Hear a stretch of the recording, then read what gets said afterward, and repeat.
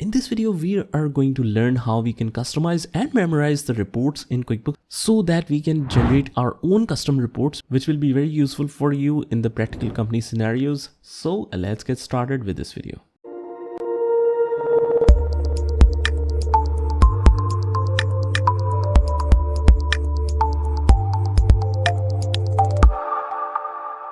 If you're following my training program from the starting, then we have already discussed some of the customization features that QuickBooks offers, and we have seen how you can save it in the memorized reports group. But let's see some more features about it. Right now, I am working on my company project, that is Empire Textiles. But if you want to practice and see all kind of reports, what you can do is just open the sample company that QuickBooks offers by default. So I'll go to File. And from here, I'll close this company. And to open the sample company files, I'll go to the right area right here, open a sample file. And here it offers product-based business, service-based business, and advanced inventory business. Now, it again depends on the version of QuickBooks you are using. For example, if you have recustomized it for a different industry, it will offer some more sample companies right here. So your version might be different if you're not using the same. So I'll click on sample product based business, click OK. And if it shows you this message, you can just simply click on continue. And here in the sample company, since it has entered almost all type of business transaction, that's why you will see more reports in the sample company. And also on the home tab, if you notice, you can see a lot of icons which are not normally there when we work on our particular company, because all the features are not enabled, right? Now, first of all, we will analyze what are the important reports, especially if you're joining in a new company as an accountant and the company is already using QuickBooks, because until now, if you're following the training from the start, we have seen a situation where you are starting the company in QuickBooks from scratch, but that will not be the case. Company will already be working on QuickBooks, but just what you have to do is you have to take over from the last accountant when he leaves. So you need to analyze whether or not he is maintaining the proper records or not. If he is not maintaining the proper records, you can ask the questions about it so that you can get all the knowledge before he leaves. So let's see some important reports. First of all, you will extract the trial balance. Trial balance is the most important report that you can extract. So I'll go to reports and go to accounts and taxes and click on trial balance. Now trial balance will show you all the ledgers, whatever is entered in QuickBooks, and to see all the ledgers on all dates, you just have to customize dates and set it to all. And here it will show each and every single ledger. So that way you will know how the company is maintaining the records. For example, some people don't like to enter a separate ledger for a construction income or of every single type. Rather, they book the type as a class or use other feature for that, and they only create a single ledger. But right now in this company, we can see that this company prefers to create separate ledger for each individual income item. Same goes for job expenses, payroll expenses. So you get to know about the nature of the work and how they are performing their operations. And then you will simply analyze each and every single ledger and you can ask questions about it. For example, if it shows cash, or let's say petty cash 15,000, you can just ask the accountant who is maintaining the petty cash and where it is kept and where it is managed. Maybe it is managed on an Excel sheet and the final entry is done in QuickBooks on a monthly basis. So they will explain you about it.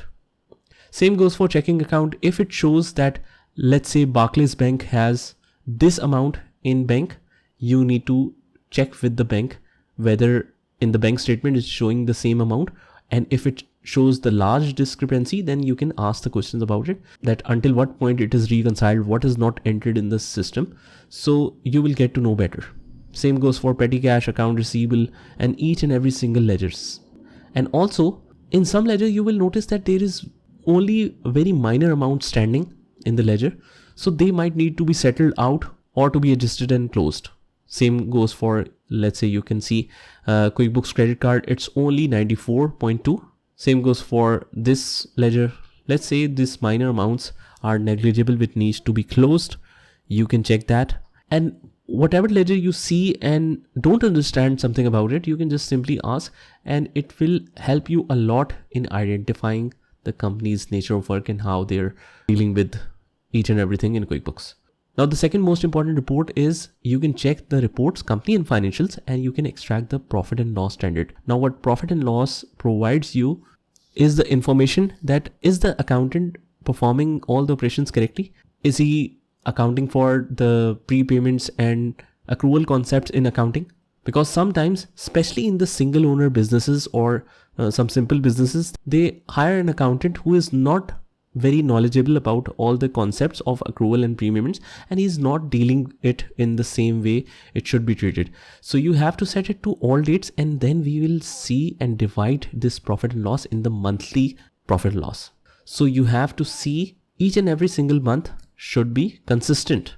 For example, if you have paid the electricity bill in January, let's say, and again in February it is paid, in March you don't see any electricity bill, which is very strange, let's say, and then in April you don't see any bill, in May you don't see any bill, and afterwards in June you see a very huge amount. That means accountant is not recording all the expenses considering the accrual concept. He is recording it on the cash basis. So let's say the electricity bill is paid after 3 months. So what he is doing is recording it as an expense when it is actually paid. But that should not be the case. It should be recorded on the accrual concept, that is to which it relates. Just book that expense amount to which it relates. And if it is not paid by cash, then you have to credit the payables or bills payable, let's say. Now I don't see much data here. So what you can do is just scroll towards right, and then you can see in February 28, 2025, you can see some data. Again, it is a sample company. That's why you see the data up till 2026. Now you can also see this not only in the expenses, you can also check it in income. For example, here you can see subcontracted labor income. In March, it's 16,500. In April, it is only 2,700. And then it's again 16,500, 11,600, and then it's 0.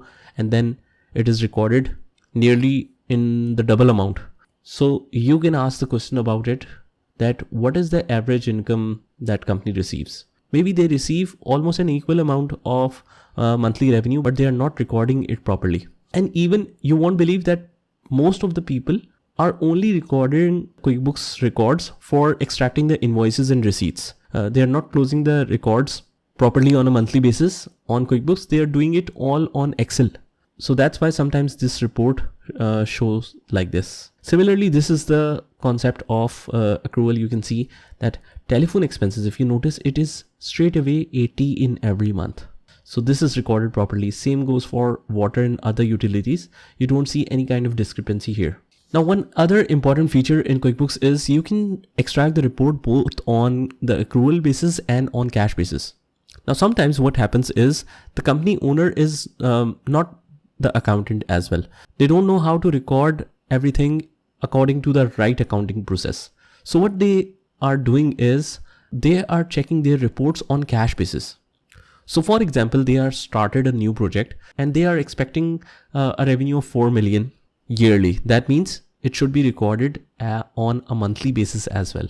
But let's say they will collect that revenue at the end of the project, but that is related to a monthly service. So according to the accrual concept, it should be recorded in every single month.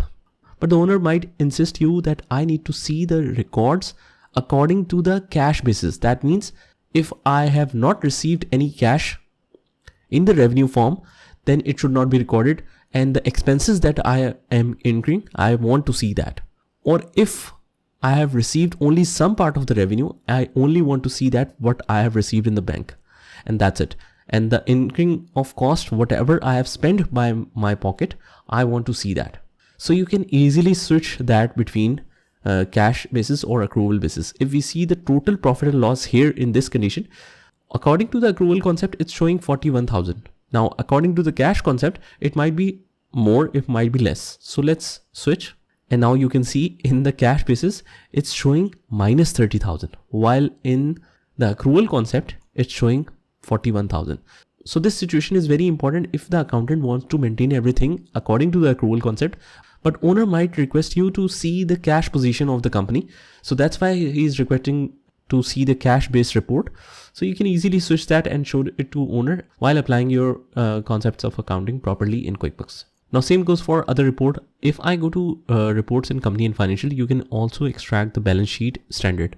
And again, you can check the balances and confirm from the third party. If you see the receivables of 93,000, that's a control account balance, by the way. You want to see the details of it, you can just double click and it will show you all the invoices related to that ledger. But if you want to see each individual ledger, let's say, of anything, what you can do is just go to reports, accounts and taxes and click on trial balance.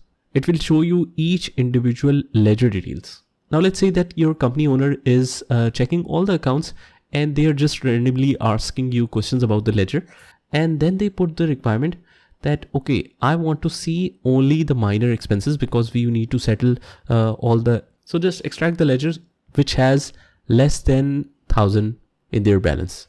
So what you can do is this kind of customizations can easily be done from customized report. I'll go to filters, and from the filters I can write here amount, and here you can apply any filter equal to. If you exactly want to extract the 1,000 balance, if you want to see the less than or equal to balance, you can specify here. If you want to specify greater than, you can do it here, and you can also select the range here. Now for example, I want to extract from 1,000 till 1,000. Let's click OK. Now most of the balances are of 1,000, but you can also see some balances are still showing 3,000, 2,000, 6,000 like this. So why is that? If we double click on it, you will understand that it is showing the drill down of it. It is showing the subcategory of this checking account.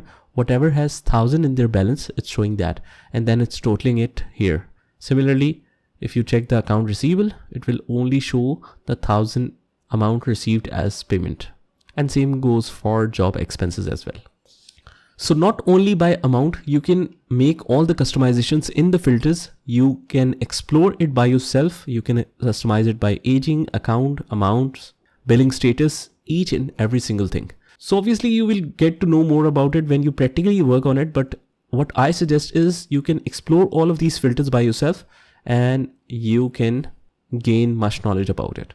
Now similarly, they might be checking a ledger, for example, checking account. And here in the checking account, I can see the balance here. But if you want to see what all the dates, make sure you change it from here. And then let's double click here. Now it has all the details here. You have the memo column as well. Now, once the owner was checking memo of each transaction, he can see some fuel expenses. And now he asks you to extract all the report for just the fuel expenses. And let's say it's recorded just in the memo. You mentioned it just in the memo. So how we can filter and extract the report based on the memo filter only. You can easily do this. I can customize the report, go to filters, and you can even filter it by memo. And you can write here fuel. Let's click OK. And here is all the fuel expenses. You can just take the print of it and show it to your manager or your owner. So these are all the tips and tricks for the report customizations in QuickBooks. Just practice this by yourself, and I'll see you in the next one where we will discuss more about the customization of reports.